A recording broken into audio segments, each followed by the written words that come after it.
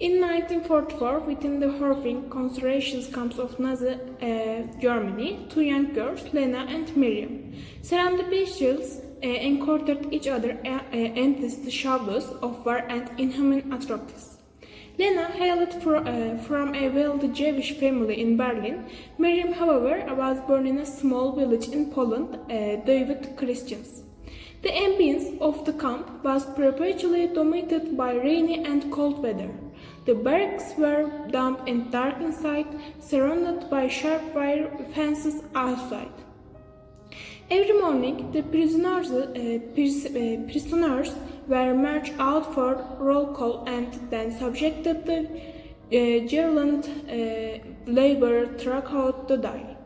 Evenings brought them back to their barracks, exhausted and famished. In these harsh conditions, Lena and Miriam endeavored to preserve their humanity by sharing small sparks of hope.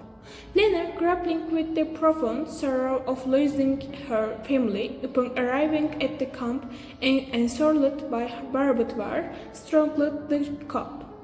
Her blue eyes were now brimming with hopelessness. One day, as she walked among the barracks, she chanced upon Miriam's pallid face. Miriam, sharing what little food she had and offering hope through her prayers, caught Lena's attention. Lena sat beside her and they locked eyes. "Hello, my name is Miriam," she said with a soft voice. Lena, concealing her thirst, replied, "I'm Lena." From that moment on, their bond of friendship began to form. Lena and Miriam leaned on each other to endure the harrowing days of the camp. While Lena internalized the desire for vengeance due to her family's loss, Miriam's faith and hope remained unwavering. Against Lena's pessimism, Miriam becomes a beacon of hope with her prayers and compassion. They slept, impressing each other at night and buoyed each other's spirits during the day and survived. As Miriam recounted God's presence despite everything, Lena was moved by her steadfast faith. One day, Lena asked, "How can you be so strong?" Miriam smiled and replied, "God never abandons us. Hope is our light even in its darkness." One day, Lena noticed Miriam engrossed in something in a corner of the barracks. Miriam was clandestinely polishing a small piece of bread she had. Curiously, Lena approached and inquired, "What are you doing?" Miriam smiled and said, "Isn't today your birthday? I'm preparing this for you." Lena looked at Miriam in astonishment. "You remembered my birthday, even in these conditions?" she asked. Miriam nodded. "Yes, I remembered. We mustn't forget such moments. They remind us of humanity," she said. Taking Lena's hand, Miriam led her to a quieter corner of the barracks.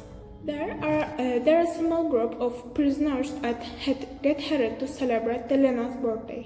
Turning to Lena, Miriam said, even under these difficult circumstances, we don't forget each other and draw strength from sharing these small moments." In the dim light of the barracks, Miriam and the other prisoners sang a small birthday song for Lena. Lena couldn't hold back her tears. This small gesture reminded her of her lost family and happier times, but it also made her feel that she was still human, still capable of love and being loved. Miriam offered Lena the small piece of bread. "I know, it's not much, but it's a gift from the heart," she said. Lena accepted the bread and embraced Miriam.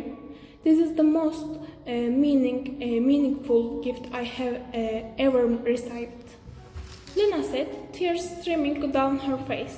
As the celebration continued, the door of the barracks suddenly opened and a Nazi officer entered. He had noticed the celebration. The officer's angry gaze swept over the prisoners. "What are you doing here?" he shouted. Summoning her courage, Miriam stepped forward. "We were just having a small celebration," she said. The officer took a step toward Miriam and slapped her. "Such things are forbidden," he said. Then, upon learning it was Lena's birthday, he punished her too by sending her to hard labor. In the harsh conditions of the camp, filled with hunger and beatings, Lena and Miriam witnessed the worst and best of humanity. Against the sortly of the Nazi officers, they observed the small but meaningful kindness shown by other prisoners to each other. As the end of the war approached, when the gates of the camp were broken by Allied forces, Lena and Miriam hugged each other, sharing tears of freedom. They knew they wouldn't return to their old lives, but never commitment to each other would carry them into a new beginning.